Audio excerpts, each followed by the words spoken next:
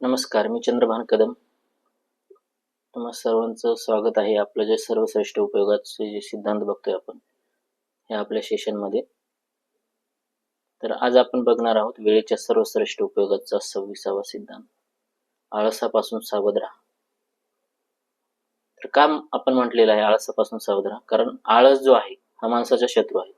या आपण शाळेमध्ये पण बघितले, आळस हा माणसाचा शत्रू आहे. पण एवढ्या दिवसात आपण कधी त्याच्यावर विचार केला नाही की आपल्याला आळस का येतो, आळस येण्यामागे जे महत्वाची कारण काय आहेत. आपली जी ऊर्जा आहे ती कॉन्स्टंट का राहत नाही, कमी जास्त होते. याचं एकमेव कारण जे आहे ते आपल्या पोटापासून सुरुवात होते. आपली जेवणाची जी पद्धत आहे त्याचं एकमेव कारण आहे. ठीक आहे, आपण जर कमी खाल्लं म्हणजे जेवढं लागेल तेवढंच एक प्रमाणात जर आपण खाल्लं तर आपल्या पोटाला ती सवय लागते आणि त्याच्यानंतर आपली जी एनर्जी आहे, जी ऊर्जा आहे ती कॉन्स्टंट राहते, कमी जास्त होत नाही. तुम्ही एक लक्षात घ्या, मेन जे आळसाचं कारण आहे ते आपलं जे आहे जेवण आहे. ठीक आहे, हेवी खाणं किंवा जे पदार्थ, तळलेले पदार्थ खाणं, या गोष्टी खूप महत्वाचा जो सहभाग आहे या गोष्टींचा आपल्या आळसामागे. ठीक आहे, एक लक्षात घ्या, ज्यावेळेस आपण सकाळी उठतो त्यानंतर आपली जी एनर्जी आहे ती थोडी हाय असते. ठीक आहे, काहींना जर पोटाचा त्रास असेल किंवा ते रात्री जास्त हेवी जेवण करत असतील तर त्यांना जी ऊर्जेचा जो स्रोत आहे तो सकाळी कमी जाणवेल. त्याचं कारण काय की रात्री तुम्ही जेवता कसं, तुम्ही आहार कुठला घेता, लाईट अन्न घेता का. ठीक आहे, ऑइली किंवा स्वीट जर खात असाल तर आपल्याला लगेच पिंगल्यासारखं होतं. दुपारी तुम्ही एकदम हेवी जेवण करा आणि स्वीट वगैरे खा, बघा तुम्हाला लगेच झोप यायला लागेल.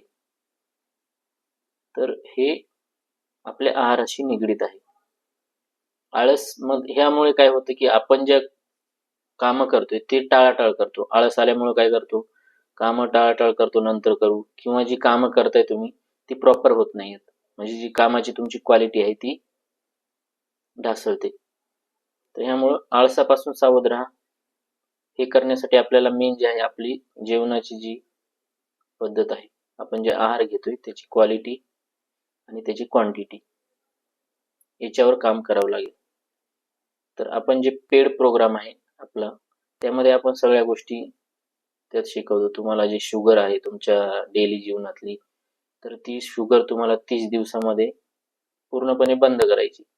हे आपण स्टेप बाय स्टेप त्या आपल्या पेड प्रोग्राम मध्ये हे आपण सगळं शिकवतो, जो आपला टाइम मास्टरी प्रोग्राम आहे त्यामध्ये. ठीक आहे, आणि ते तुमच्याकडून करून घेतो. म्हणजे तुमचं, आमची एक टीम असते ती तुमचं सगळं फॉलोअप घेणार, तुमच्या सोबत तुम्हाला कॉल करणार या गोष्टी झाल्या का नाही, आणि त्याच आपण त्यामुळे ते आपण पेड ठेवलेलं आहे, कारण त्यामागे एक टीम आहे, त्यांची मेहनत आहे. हे आपण जे आपले सेशन आहेत हे फ्री ठेवलेले आहेत. यातून पण तुमची एक जी पॉवर आहे, प्रोकॅस्टिनेशन जर असेल तुमच्या अंगात, म्हणजे पूर्ण चालढकल करायची पुढं पुढं पुढं नंतर, कारण काय होतं की आज डेली आपल्याला एक ठराविक टास्क असतात, 2-4 जी काही कामं असतात. तर आजची तुम्ही जर कामं चालढकल करून उद्यावर ढकलली तर तुम्हाला उद्या ती 4ची, उद्याची 2-3 कामं जी आहेत ती परत 7-8 कामं होतात. असं एक 2-3 दिवस तुम्ही चालढकल करा, तुमची जी कामाची यादी आहे ती वाढत जाते आणि काही दिवसांनी तुम्ही विसरून जाता जी कामं करायची असतात ती. म्हणजे बऱ्याच जणांकडून ऐकले की मला हे करायचंय, मला टॅक्स भरायचा आहे, मला ह्याचं बिल भरायचंय, मग त्याला ती 15 दिवस गेलेली असतात. पण ज्या दिवशी तुम्हाला ते आठवलं त्याच दिवशी जर सेम डे तुम्ही ते काम केलं, लक्षात आलं तुमच्या, तर एक 2 मिनिटाचं काम असतं, ऑनलाईन बिल भरू शकता. ठीक आहे, कुठे तुम्हाला जायचे काही गोष्टी आहेत की जे प्रत्यक्ष जावंच लागतं, तर त्याला पण तुम्ही त्याचं नियोजन करून करू शकता. तुम्हाला काय तिथे जाऊन एक अर्ध्या तासाचं काम असतं. ठीक आहे, तिथे जास्त लाईन असेल किंवा कुठं काही सपोज आधारसाठी तुम्हाला जायचंय, तर तुम्ही सकाळी सकाळी जाऊ शकता आणि जाऊन तिथे वेळ वाचू शकता. पहिला नंबर तुमचा लागला की लगेच तुमचं 15 मिनिटात काम होतं. ठीक आहे, तुम्ही अर्धा तास आधी तिथे जाता, जर तुम्ही वेळेपेक्षा जास्त उशिरा गेला तर तुम्हाला तिथे 3-4 तास बसावं लागतं. त्यापेक्षा तुम्ही सकाळी सकाळी गेला अर्धा तास आधी, तर तुमचा पहिला दुसरा नंबर लागून तुमचं जे आहे 2-3 तास वाचतात. तर असं नियोजन करून ते करा. आता हे गोष्टी करण्याचं तुम्ही जे टाळाटाळ करताय याच्या मागे मेन कारण काय की तुमचं आळस आहे. आताच्या एक प्रोफेशनल लँग्वेज मध्ये त्याला काय म्हणतात की प्रोकॅस्टिनेशन, म्हणजे चालढकल करणे. तुमचे जे डेली ऑफिसची कामं असो, तुमची पर्सनल कामं असो, त्यामध्ये तुम्ही जे प्रोकॅस्टिनेशन, चालढकल केली तर ते तुमचा जो कामाचा बोजवार आहे तो वाढत वाढत वाढत जातो. तुम्हाला काय होतं की कोणी आलं की त्याच्याशी गप्पा मारत बसणे, कारण ह्या तुम्हाला गोष्टी काय होतात, चांगल्या गोष्टी वाटतात. तुम्ही तिथे तर एक प्रोडक्टिव्ह काही तुम्ही त्यात करत नाही. मेन गोष्ट जेव्हा तुम्ही डिस्कशन करता तर त्यावेळेस तुम्ही कुठल्या गोष्टीवर डिस्कशन करणार आहात, कुणी असो, तुमचा मित्र असो, ऑफिस कलिग असो, तर त्याला एक सब्जेक्ट असेल आणि किती वेळ जाणार आहे हे तुमचं नियोजन असेल तरच तुम्ही तिथे डिस्कशन करा. नाहीतर अवांतर गोष्टीत कुठला तरी विषय निघाला, मग तुम्ही त्यांनी विषय काढला, तुम्ही विषय काढला, असं करत करत आपण 4 तास जरी गप्पा मारल्या तरी पण आपल्याला तो वेळ कमीच होतो आणि त्यातून आउटपुट काहीच नसतं. तर मित्रांनो, आळसापासून सावध राहण्यासाठी तुम्ही तुमचं जे खाण्याच्या पद्धती आहेत, ठीक आहे, आहार आहे, या गोष्टीवर काम करणं गरजेचं आहे. त्यात काय काय गोष्टी टाळायच्या, काय गोष्टी तुम्ही ऍड करायच्या तुमच्या जेवणामध्ये, ठीक आहे, त्या सगळ्या गोष्टीत आपण पेड प्रोग्राम मध्ये त्या सगळ्या गोष्टी करतो. ठीक आहे, पेड प्रोग्रामचे डिटेल्स वगैरे मी तुम्हाला शेअर करेल पुढच्या आमच्या व्हिडिओमध्ये. ठीक आहे, आणि त्यामार्फत तुम्ही घेऊन तुम्हाला स्वतःला तुमच्या लाईफमध्ये जर बदलायचं असेल तर नक्की तुम्ही पेड घ्या, कारण जगामध्ये कुठलीही गोष्ट फ्री नाही.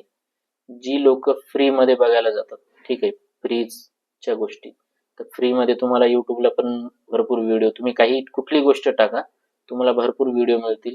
पण त्याला काय होतं की ते फ्री तुम्ही एक रॅन्डम व्हिडिओ बघणार, रॅन्डम लाईफ जगणार. जोपर्यंत तुमच्या लाईफमध्ये एक ठराविक गोष्ट तुम्ही ठरवलेली, हे ठरवली नाही, जर तुम्ही रॅन्डम बघत असाल तर तुम्ही रॅन्डम लाईफ जगताय. ठीक आहे, आणि रॅन्डम तुम्ही कुठेतरी जाणार, कारण डेस्टिनेशन तुम्ही ज्या वेळेस ठरवता, एखादी गोष्ट ठरवली की मला इथे जायचं, तर त्याचं एक प्लॅनिंग असतं, त्याची गाडी कुठे लागते किंवा आपण कशा तर प्रकारे जाईल. कॅब केली तर कॅब तुम्हाला ते डेस्टिनेशन टाकावं लागतं आणि तो रूट जो आहे त्या रूटनेच तुम्हाला जावं लागतं आणि त्याच्यासाठी पेड करावं लागतात पैसे. तसंच लाईफमध्ये आहे, तुम्ही जर एखादं तुमच्या लाईफमध्ये एखादं गोल ठरवले तर त्या डेस्टिनेशन पर्यंत, गोल पर्यंत जाण्यासाठी तुम्हाला एक ठराविक गोष्टी, ठराविक टास्क करावं लागतील, तरच तुम्ही ते कंप्लीट करू शकता.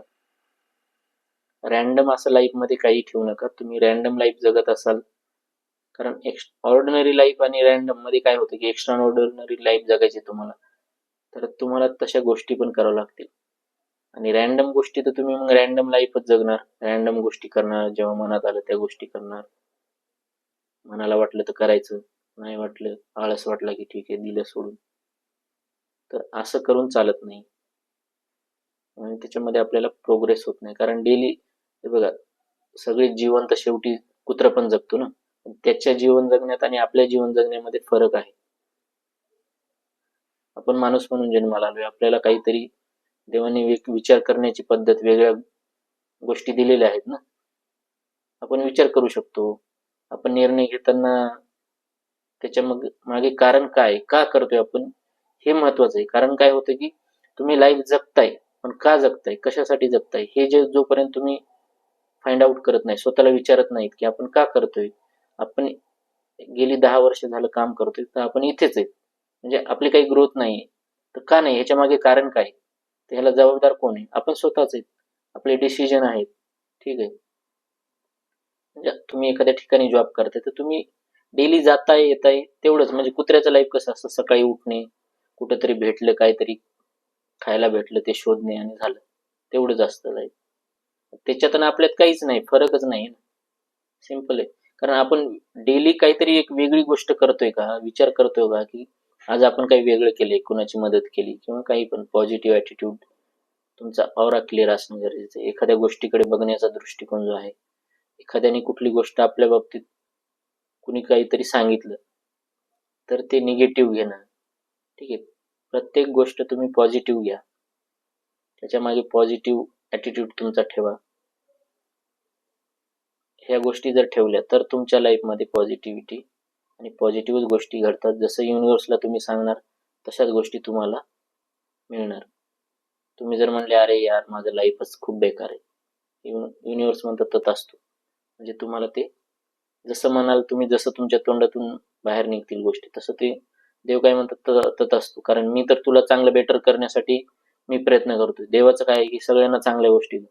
पण तुम्ही जोपर्यंत बोलत नाहीत त्या गोष्टी, म्हणजे माझ्याकडे ज्या गोष्टी आहेत, पहिली तर ग्रॅटिट्यूड खूप महत्वाचं आहे.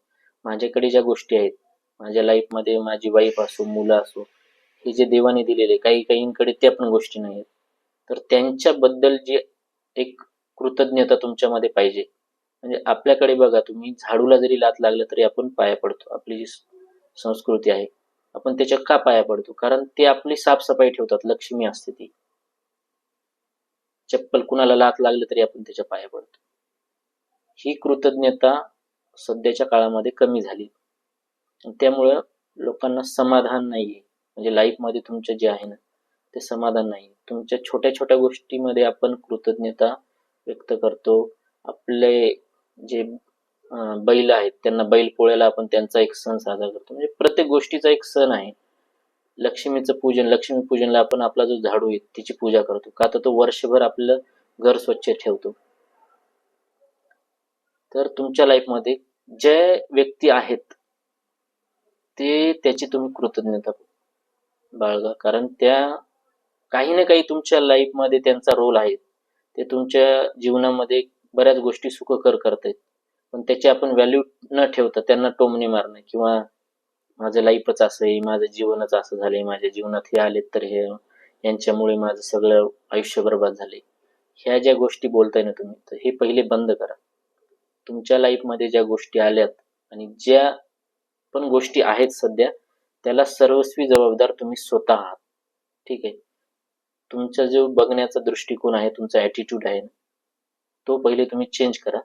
तुम्ही जगाकडे बघण्याचा दृष्टिकोन बदला. पॉझिटिव्हली बघा तुम्ही. 100% तुमच्या लाईफमध्ये पॉझिटिव्ह चेंजेस होणार. तर आजसाठी आपण एवढंच. परत उद्याच्या भागात भेटूया. धन्यवाद.